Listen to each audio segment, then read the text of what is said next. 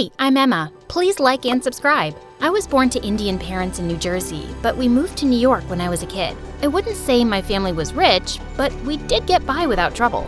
My dad was an accountant and my mom was a makeup artist. I loved watching Mom put on makeup, but I never understood why people wanted to put makeup on themselves. Mom, why do you put makeup on people? Because they want to look pretty, honey. Pretty? I thought it was all like face painting to be a clown. Like, why would having your cheeks and nose so red make someone look pretty?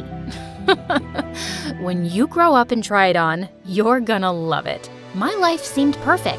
I got good grades, had tons of friends at school, and was loved by teachers. But when I turned 14, everything turned upside down. I had just returned from India after spending an amazing summer vacation with Grandma, and it was time for me to start high school. I was pretty excited for it, but this excitement didn't last long because high school wasn't exactly like I'd imagined.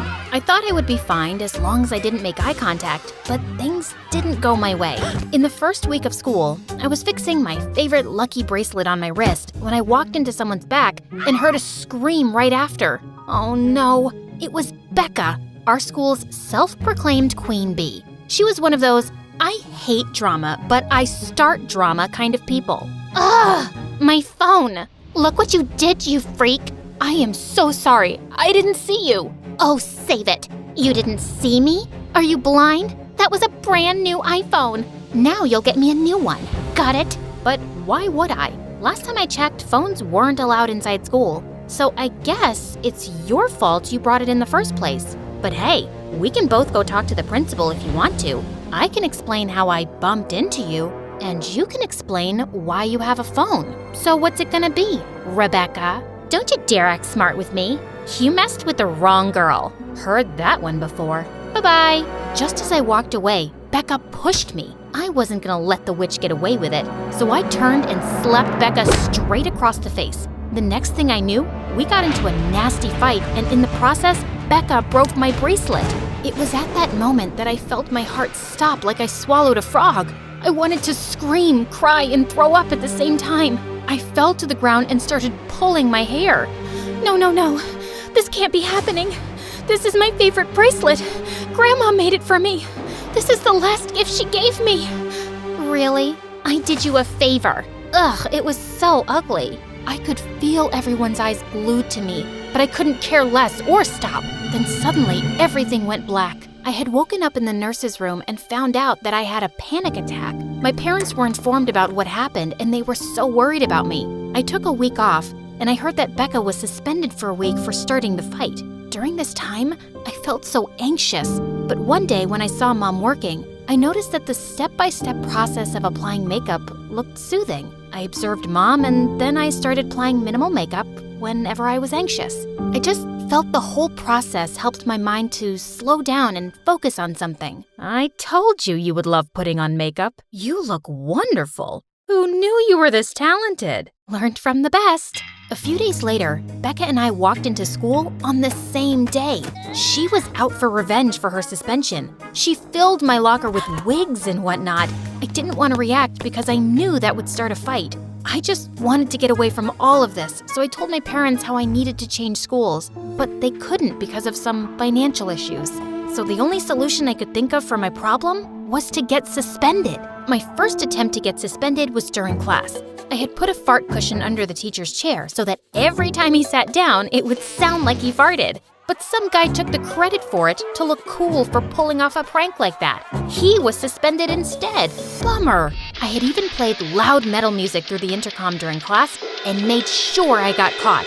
But it didn't work. All I got was detention. I wasn't even suspended. As if my prayers had been answered, during summer vacation, I got the best news ever. We were moving back to New Jersey. Dad had gotten an amazing job that paid well. Talk about great timing. Mom and Dad had also told me that they already enrolled me at the new school. Since I didn't have any friends in the new city, I usually stayed home and made Insta videos of my makeup. Soon, I gained tons of followers and people loved the looks I created. One evening, Mom made me go out because I was in my room all the time. I decided to go for a movie by myself. But as I entered the cinema hall, I saw the one person I didn't want to cross paths with, Becca. Just as the lights were dimming, I noticed her and her friend sitting 3 rows behind me. I immediately crouched down and crawled to my seat, and in doing so, I dropped the entire bucket of popcorn on someone. A boy. Oh, I am so sorry. Hey, are you all right? Is something wrong? Someone bothering you? Sort of. Oh, okay. I got you. Don't worry. Then I felt him put his cap on my head. I watched the movie peacefully thanks to the stranger who introduced himself as Damien. We exchanged numbers and I found out that we go to the same school. He told me he would wait for me at the school gates on the first day, and I agreed. We were the last ones to leave the cinema hall. I had to be sure Becca was gone. A couple of days later, I started school, and at the gate, I saw Damien waiting for me. He showed me around the school, and as we walked through the halls, I felt all eyes on me, and it made me feel very conscious. Remember, Emma, keep your head down and stay out of trouble. You know, someone was assigned to show you around the school, actually. My friend Natalie. But I'm so glad she got caught up with some other work and asked me to help her out. Well, it was nice to have Damien show me around, 'cause the guy sure was handsome. Just as we reached our class, a girl entered and looked so excited. Guys, I have amazing news. Wait for it. The principal has agreed to let students write and direct a play all by themselves. Yay! Oh, who do we have here? Wait, you must be Emma. Sorry I didn't meet you earlier. That's fine. So, drama club. Sounds cool. Yeah, thanks to me. If it were for this nerd, we would have nothing except for the math club. Oh my God, Natalie. You're the greatest, aren't you? Drama clubs. Well, they are boring. Oh no, they're not. Even though they seemed like rivals, it turned out that they were buddies. In fact, they had known each other since they were babies because of their families. Natalie and I started becoming good friends. We would talk about everything under the sun, and one day I noticed that she kept scratching her palms, and the skin was peeling off. So I immediately took her hand and applied my hand cream on her palms. And then I went on a rant about how she should take care of herself or it would start to hurt. One afternoon when I went to the cafeteria, I saw her looking at my Instagram page. You're extremely talented, you know. Can you? All of a sudden I looked up and saw Natalie's face going pale. Natalie? Are you okay? She just pointed at her throat and I figured she was choking. I ran to her side and helped her immediately. Emma, oh my God, you saved my life. Thank you so much. Oh no, I did what I had to. Are you feeling better? I owe you one. My lifesaver.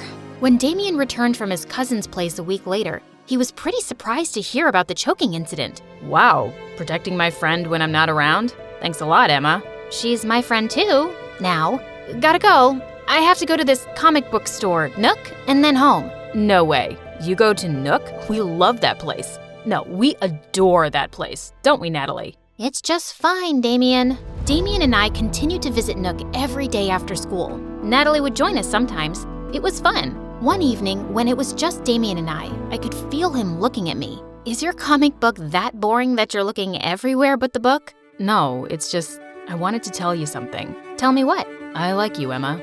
What? I like you.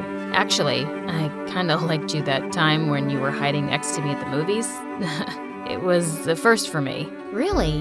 You know what? I think I have liked you too, since that day. He smiled wide and pulled me in for a kiss.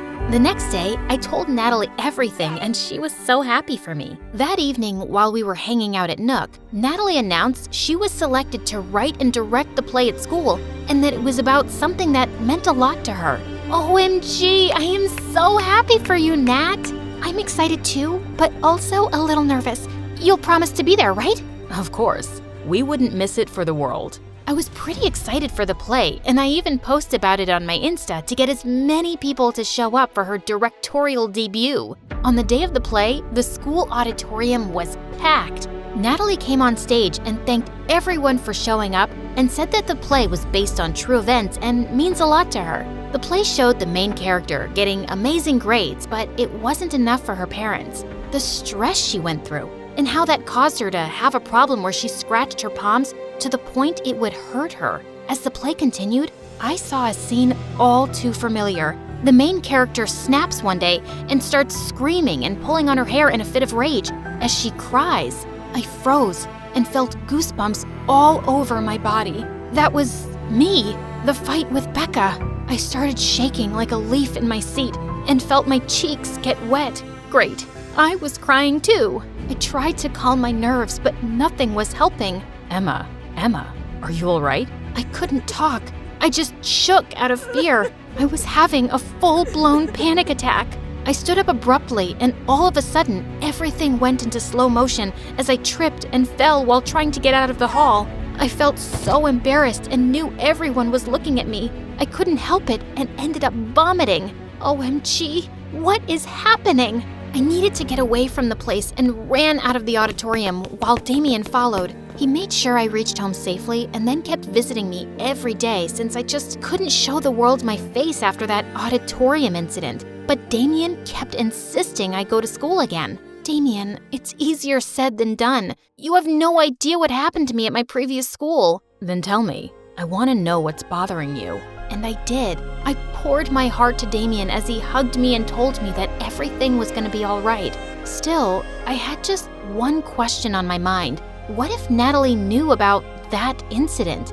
She couldn't. Could she? So I gathered all my courage and went to school. I needed to know who the play was about. But just as Natalie saw me, she came running to me and hugged me. I am so sorry. I didn't know you had anxiety. How are you feeling now? I think I should be the one apologizing. I ruined your play. I myself didn't think what happened in the play would trigger my anxiety. Why didn't you tell me about it sooner? I was embarrassed about it. It makes me look weak, and I don't want to be seen that way. Do you know that the play was actually about me and my life? What? Yeah, and you want to know how it ends? It ends with me getting better and finally stopping the violent scratching on my arms. And you know how that was possible? Because of you. What do you mean, because of me? You remember when you applied the hand cream and took care of my bruised palm? From that day on, I noticed how being around you and Damien helped me out so much. You always encouraged everything I did and were rays of sunshine, literally. You have no idea how much your kindness and care towards me helped me, and I will always be grateful to you for it. I was shocked and had tears in my eyes. That night, I played Natalie's words on loop in my head, and I knew what I had to do. I sat down and started a live video on Instagram. Hi everyone, how are you doing? This video is gonna be a little different. This time, I will be removing my makeup instead of putting it on. And I'm doing this to thank someone who hurt me. Not physically though, but in doing so, you made me all the more stronger. I talked about my insecurities and my panic attacks. I told the world how I was not embarrassed about it and how I wanted to learn to better myself. In the end, I just want to say, remember, you are amazing no matter what. Bye. Little did I know that my video would go viral. People began sharing their stories as well and tagged me in their videos.